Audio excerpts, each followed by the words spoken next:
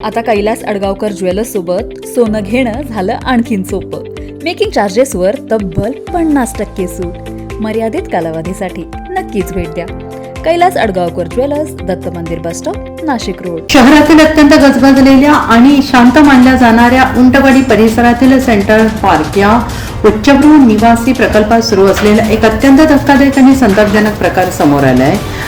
गरिबांच्या हक्कांच्या घरावर डल्ला मारून तिथे थेट मुस्लिम विद्यार्थ्यांसाठी निवासी वसतिगृह हॉस्टेल सुरू करण्याचा घाट घातला जात होता. मात्र भारतीय जनता पक्षाचे नेते सुधाकर बडगुजर आणि दीपक बडगुजर यांनी वेळेवर धाव घेत हा कथित लँड जिहादचा डाव अक्षरशः उधळून लावला आहे. या भयंकर प्रकारामुळे नाशिकमध्ये एकच खळबळ उडाली असून बिल्डर लॉबी आणि प्रशासनाच्या संगनमतावर गंभीर प्रश्नचिन्ह निर्माण झाले आहेत. प्राप्त झालेल्या धक्कादायक माहितीनुसार भाविक ग्रुपचे बांधकाम व्यावसायिक पिंकी शाह यांनी उंटवाडी रोडवरील सेंट्रल पार्क या भव्य प्रकल्पातील अनेक फ्लॅट्स गुपचूपपणे नागपूरच्या एका हॉस्टेल व्यवस्थापन कंपनीला करारावर दिले. विशेष म्हणजे हे सर्व फ्लॅट्स केवळ मुस्लिम विद्यार्थ्यांच्या वसतिगृहासाठी वापरले जाणार होते.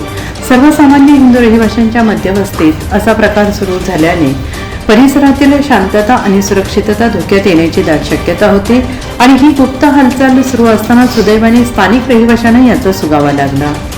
त्यामध्ये 672 फ्लॅट त्यांनी निर्माण केले आहेत.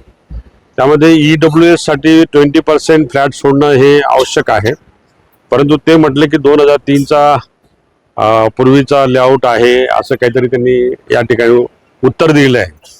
बघूया आता त्याच्या खोलात मी अजून गेलो नाही, पण जाईल मी त्यावेळेस या खोलामध्ये की ज्या पद्धतीने त्यांनी स्टेटमेंट केले या ठिकाणी ते मला योग्य वाटलं नाही.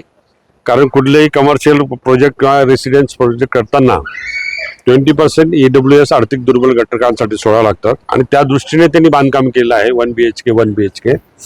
परंतु ते हॉस्टेल तयार करून एका मॉमेडल संस्थेला देणं ही कृती जी आहे त्यांची निषेधार्थ आहे. कारण हा रेसिडेन्स प्रोजेक्ट आहे आणि त्यांना ते कमर्शियल यूज करायचं आहे, हॉस्टेल म्हणून वापरायचं आहे. यामध्ये नागपूरची जी कंपनी हॉस्टेलवाला म्हणून कंपनी आहे त्याच्याशी त्यांनी ॲग्रीमेंट केलं असं मला प्राथमिक अंदाज या ठिकाणी दिला. पण प्रत्यक्ष मालकाशी बोलल्यानंतर ते म्हटले की आम्ही ॲग्रीमेंट केलेलं नाही.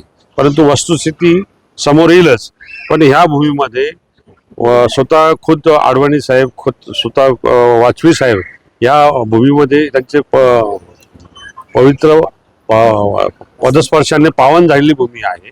त्यांचं वास्तव्य इथं होतंय एक दिवसासाठी का होईना. अशा भूमीमध्ये अशी कृती करणं बिल्डरनं हे अशोभनीय आहे आणि निश्चितपणाने याचा निषेध हा मी तीव्र शब्दामध्ये इथं निश्चितपणाने करतो. पण ह्या सर्व ओनरच्या पाठीशी सुधाकर बडगुजर म्हणून आजही आहे, उद्या राहील आणि कायम राहील. सर, आम्ही एकत्र जमलो आहोत, पण आता हे सेंट्रल पार्क आहे. ते सेंट्रल पार्क मध्ये रेसिडेन्सी म्हणून इथं आहे, बघून घ्या तुम्ही. हा, रेसिडेन्सी आहे. आम्ही 6 वर्षापासून फ्लॅट बुक केलेले आहे. आम्हाला बुक करताना त्यांनी सांगितलेले मॉमेडन लोक आम्ही बुक करत नाही की कोणाला आम्ही त्यांना फ्लॅट देणार नाही. मग आम्हाला आता 6 वर्षानंतर आम्हाला 2-4 दिवसापासून ही मेसेज कळला की मॉमेडन लोक हॉस्टेलला देणार आहेत, कमर्शियलचा. तर आम्हाला हे मान्य नाहीये. आमच्या ह्या म्हणजे प्रत्येक आमच्या फॅमिलीमध्ये आणि मुस्लिम हे हॉस्टेल आम्हाला अजिबात मान्य नाहीये सर. त्याच्यामुळे आम्ही येऊ पण देणार नाही आणि ते हॉस्टेल पण चालू देणार नाही. त्या सर्व ठिकाणी मॉमेडियन वस्ती येणार आहे. तर ती मॉमेडियन वस्ती आल्यानंतर हा एक प्रकारचा लँड जिहादचा प्रकार आहे. आणि मागील काळामध्ये आपण TCS कंपनी बघितली असेल किंवा नाशकात इतर घटना बघितल्या असतील, तर लव जिहादच्या घटना खूप मोठ्या प्रमाणात घडत आहे. तर ह्या नागरिकांच्या भावना अत्यंत तीव्र होत्या. त्यामुळे आम्ही सर्वांनी या ठिकाणी येऊन बिल्डरशी आदरणीय आमचे नेते सुधाकर भाऊ बडगुजर यांच्या मार्गदर्शनाखाली बोलून त्यांचा प्रश्न सोडवलेला आहे.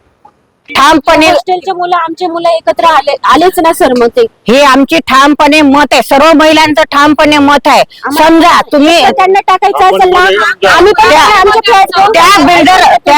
फ्लॅट देऊन टाकू. त्यांनी सगळे फ्लॅट देऊन टाका. नाही, आमचे 6 वर्षापासून आमचे व्याज जाईल आणि आजचं व्हॅल्युएशन त्यांनी आमचे पैसे देऊन बिल्डरांनी जर त्यांना दिला मुलांना, PG वाल्या मुलांना, आणि त्यांनी कोणी जो घेतलेला आहे फ्लॅट विकत, तर त्यांना आम्ही इथं ठामपणे सांगतो की आम्ही त्यांना येऊ देणार नाही. जी परिस्थिती जर तुम्ही तिथे वरती जाऊन बघितली तर तिथे त्यांनी किचन तोडून टाकले, तिथे रूम्स केलेत, दरवाजे लावलेत, बाल्कनी सुद्धा काढून टाकले, तिथे रूम केलेत. हे या अनुषंगाने की तिथे एका फ्लॅटमध्ये हॉस्टेलमध्ये 5-5, 6-6 विद्यार्थी राहतील. इथे एकूण म्हणजे पाहायला गेलं तर 350 विद्यार्थी येतील हा. एका विंगला. तुमची आता मागणी काय? आमची मागणी हीच आहे की इथे हा रहिवासी प्रोजेक्ट आहे.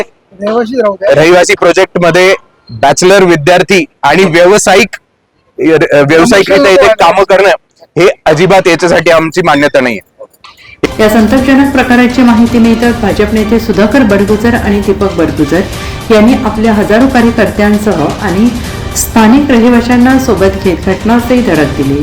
निवासी प्रकल्पात व्यावसायिक हॉस्टेल कसे काय आणि गरिबांच्या घरात वसतिगृह का असे थेट सवाल करत आंदोलकांनी सेंट्रल पार्क परिसर दणाणून सोडला. नागरिकांच्या घोषणाबाजीने आणि आक्रमक पावित्र्यामुळे बिल्डर आणि संबंधित हॉस्टेल चालकांचे चांगले धाबे दणाणले.